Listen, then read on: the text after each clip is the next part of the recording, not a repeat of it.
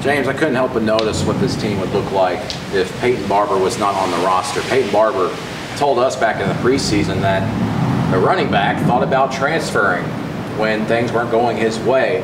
And now one could argue this team would be 0-4 without him on the football field for Absolutely. Absolutely. Without Peyton Barber, this team would not have a win right now. He's had 3 100-yard performances in 4 games, as we know.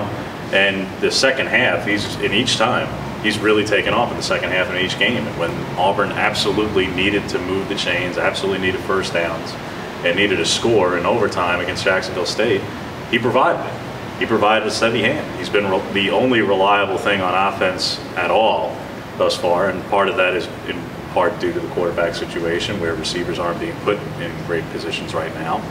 And even defensively, there hasn't been a ton of consistent performers like he has been on offense.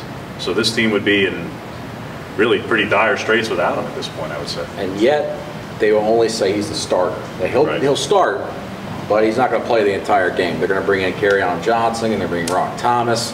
We haven't seen a lot of Javon Robinson still, but it's very, very strange. Obviously, they're giving him a lot of credit. They're saying he's tough. But he has been getting 20-plus carries other than LSU. Yeah. And I would say that, as we were talking about before we started recording this, he's the best player on the team right now. He might not be the flashiest. He might not be the most explosive, even at his own position at running back, but he gets the job done. And if they didn't have him against Louisville running the ball and milking the clock, they may have lost that game. They definitely would have lost the Jacksonville State game with the way he performed and got that touchdown.